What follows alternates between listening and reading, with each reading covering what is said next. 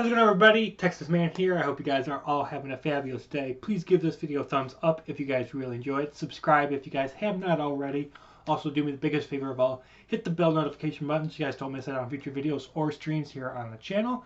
Also, please head over to Twitch, follow, and subscribe to me there at Douglas447. No caps, no spaces. And in this video, we are going to be concluding the Digital Doom Chronicles read-through. This, of course, is part 9. If you guys haven't gotten to parts 1 through 8, make sure you guys check out those videos before you continue on in this video, because in part 9 we are going to be finishing up the book. We're going to be reading chapter 16 and 17 if you guys are reading along with me. So we've got about 6 pages left, and then once we're done with this book, we'll be moving on to the next book and the next series, which is the Chronicles of Unifor, which is my primary book series that I ended up writing. There's 12 Chronicles, then we'll go into Delta Force, the Final War trilogy, and then Stacy the Halo War. So we're making excellent progress reading through these books, and I appreciate all you guys' love and support for all of these books, and just big thank you for everybody, and I appreciate all of your guys' feedback, whether it be positive or negative. With that, let's get into the last part of the Digital Doom Chronicles. Enjoy. Chapter 16, The Thing in the Shadows. "Why have you come to Dark Island?" asked Roddy, the robot tank. "Our intelligence has learned that someone or something is releasing poison into Revelation's water supply. We have less than 5 days before everyone will either die of thirst or the poison," said Peter. "I will help find the source because I might know where it is located on this island," said Roddy. "Where?" asked Dale. "The Haunted Hotel. It'll take us about 4 days to make it," replied Oddie. "Let's set up camp for the night, with each of us taking turns every 4 hours to guard us from the gray wolves and other dark forces," said Peter. "No need to take turns. I don't have to sleep, so you 5 rest while I guard," said Roddy. Tents were created, food was served and eaten, and eventually the 5 non-machine creatures went to sleep. 9:57 a.m. 5 days before Revelation's doom. The group had awakened to see Roddy still in tank form protecting the camp. "Roddy, take us to the Haunted Hotel so we can end this threat," said Peter. The group of six, all members having a machine gun, left the campsite and began the 4-day hike to the possible source of the poison. The team walked forever through the dense forest for 4 long days. Every night, the unit would make a campsite and rest, while Roddy took watch. While the group continued to walk on Dark Island, time moved onwards to where the poison would soon take over all of Revelation's water supplies. The poison had even eaten through the first protection gate, and it was headed towards the last gate before the poison would reach Calvary Castle. 2:42 p.m., 1 day before Revelation's doom. Finally, after several days of walking in the forest, the squad came to a 17-leveled structure in the middle of nowhere, the Haunted Hotel. "Roddy, lead the way and show us to the source," said Peter. "There are things in this building that will only want to kill us, so you might want to have your machine guns ready," said Roddy. The team locked and loaded their weapons and approached the building, which was covered in weeds. Peter pushed down the entrance door with his right foot and tried to turn on the lights, yet there was no power. "Turn on your lights that are on your firearm," said Peter. The entire group was now inside of the Haunted Hotel and looked around the lobby to see the following: people's bodies without heads, shredded furniture, and globs of dried blood on the carpet floor. "Keep your eyes open," said Peter. Suddenly, the only elevator to the hotel opened on the lobby level, and the group aimed their machine guns towards the elevator. As fast as a bullet, a creature with the head of a cheetah and the body of a human dashed out of the elevator and behind a chair. "Open fire!" ordered Peter. Bullets began blasting towards the odd creature and ceased after 10 seconds of continuous gunfire. "Reveal yourself, evil creature, and we will end your curse on Revelation forever," said Peter. The creature arose from protection of the chair and revealed his identity to the group.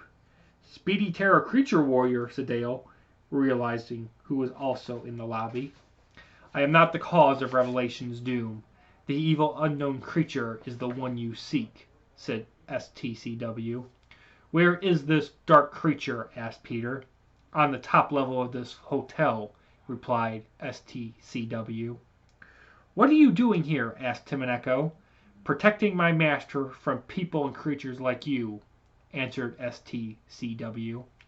The servant of the evil unknown creature charged towards the group while blasting.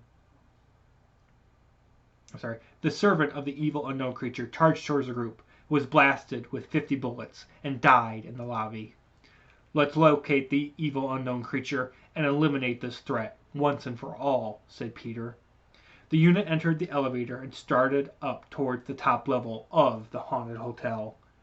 Do you remember when we were inside of Cursed House in the Kingdom of Death, and there was an evil elevator inside of it called Evil Elevator? Asked Sue to Dale.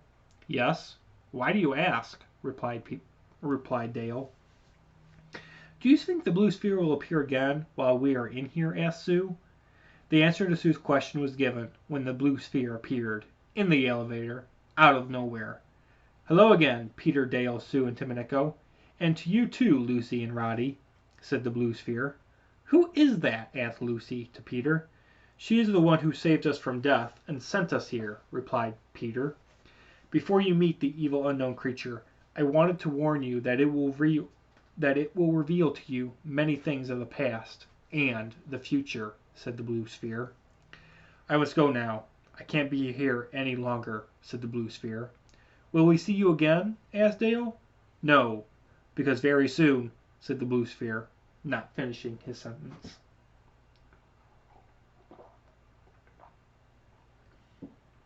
The blue sphere disappeared. The elevator's door opened, and the group of 6 entered the room on the highest level. Come out of hiding, you thing in the shadows, said Peter. Suddenly, the unlit room had light throughout the room, and something dashed behind a cabinet.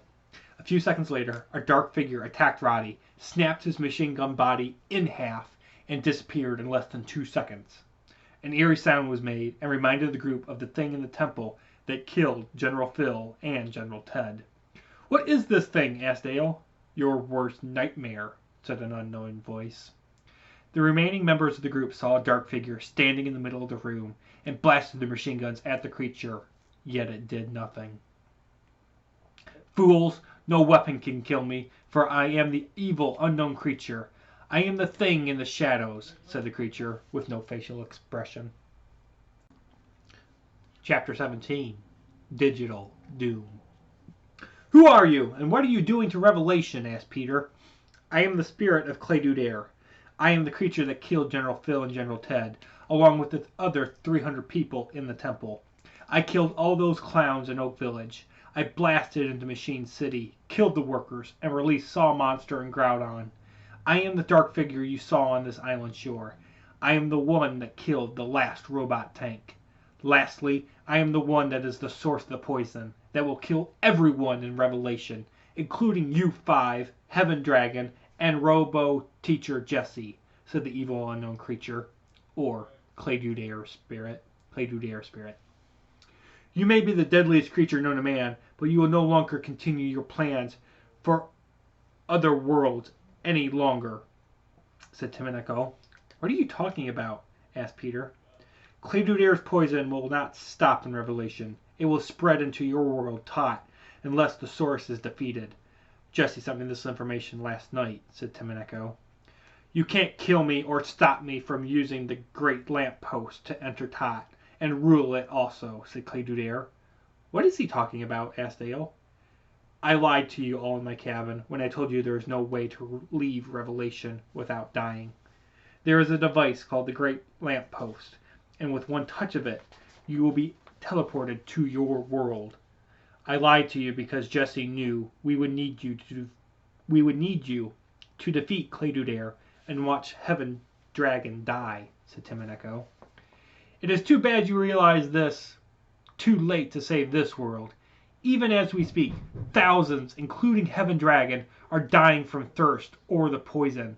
In less than 1 hour, I will rule Floral and Revelation, leaving with me Tot to conquer next, said Clay Dudare.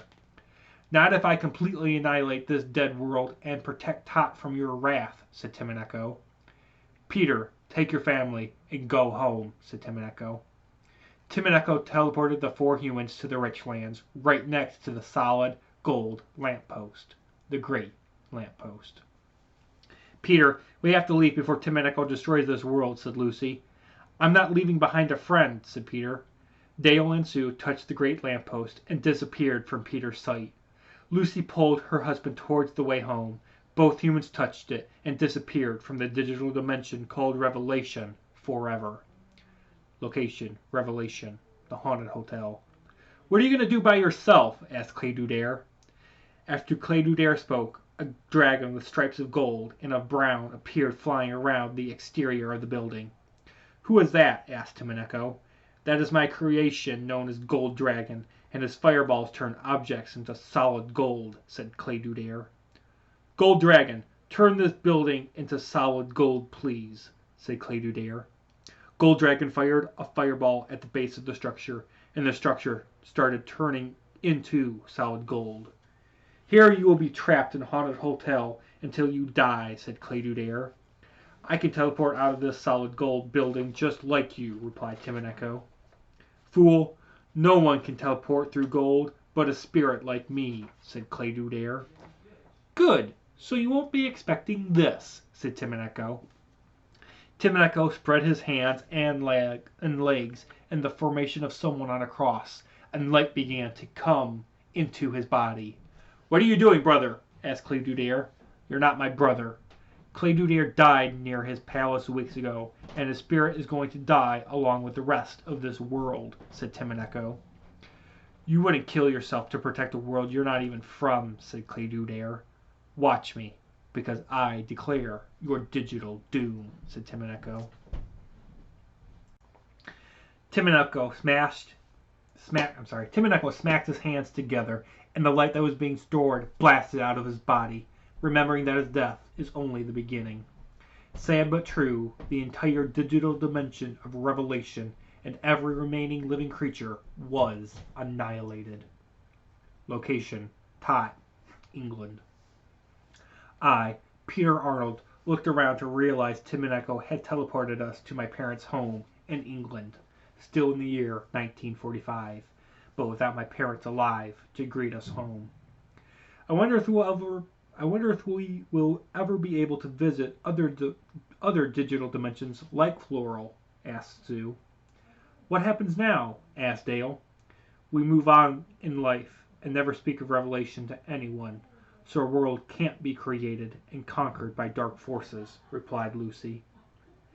Days passed after the tragic day, since my sister and her husband moved to America weeks later on a plane and not a train. Lucy and I took ownership over my parents' house and began raising a family of our own. I can still remember traveling through the digital dimension, meeting several odd creatures, and battling evil monsters. I would never again be able to see Alpha Submarine, Heaven Dragon, Robo-Teacher Jesse, Timineko, or even the grave of Grandpa Panda, Secret Agent, General Matthew, General Phil, General Ted, or Captain Magical Knight. I would never again be able to see the Kingdom of Death, the Kingdom of Hope, Land of the Fallen, the Rich Lands, Land of Bones, Land of Weirdness, or the Volcano Lands.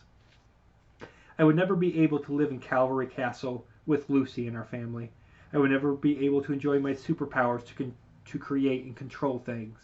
I would never be able to enjoy Village Summer's vacation location, or Doom City's tilted structures.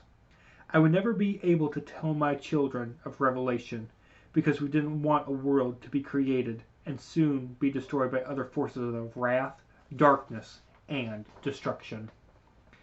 And for me, Lucy Arnold, Dale Stevenson, and Sue Stevenson, this is the end of all the chronicles of a world that was much like our own. All of our life spent in that digital dimension is just part of our real story in our lives. Though we have continued our lives in this world, one day we will be teleported into the ultimate world where there will be no war, no threats, and no death. And until my Lord declares my digital doom out of this world and into the next, I will always remember that death is only the beginning of something more beautiful, something greater, and something more of an adventure. You have read what I was not to inform you of what occurred in Revelation. Now, act on it and trust in Him, for He may be close to declaring your digital doom and ending your life's chronicles in this world. The end. I hope you guys all enjoyed the book. I look forward to the Chronicles of Unit 4, Book 1, Vader Morgan Missiles, coming out very soon. Bye, guys.